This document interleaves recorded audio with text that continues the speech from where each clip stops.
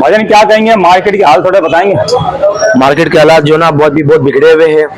ग्राहकों का रुख इधर हो रहा नहीं है। एक तो ये ठेले वाले जो खड़े होते हैं ना, चिंची ठेले वाले, इन्होंने हमें बहुत परेशान किया हुआ है। हमने काफी कंप्लेन भी की है, ये मान रहे नहीं है। अब लड़ाई करेंगे तो फिर ये लोग बोलेंगे यार कि लड़ाई करे, दुकानदार देखो लड़ाई करे। हमने अपने सदर को भी 3-4 मरतबा बोला है, जो शाह कपड़े जो सदर उसको भी हमने बोला हुआ है, मानने के लिए तैयार ही नहीं है।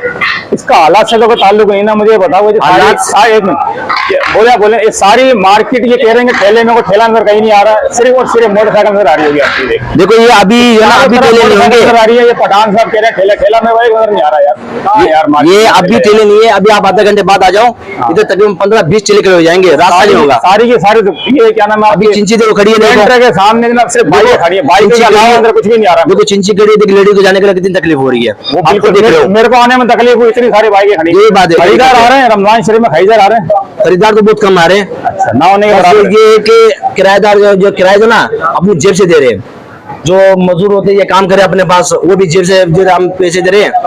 जो अंदर मैंने पठान साहब से पूछा, अल्लाह का शुक्र है मेरे पास तो बहुत आ रहा है, माल ही माल आ रहा है। वो तो भाई शुक्र करेगा, उससे हिसाब किताब तो होगा नहीं।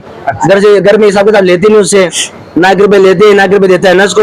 बस वो आके इधर सो जाता है, रोजे में होता है सो के। अभी मेरे काम सोया होगा शायद, या सोया नहीं होगा वो शायद अभी उठा, अभी बस जोर की नमाज पढ़ के सो जाएगा। वो 5 बजे उठेगा, ये घर पे जाएगा, अफसारी करके सो जाएगा।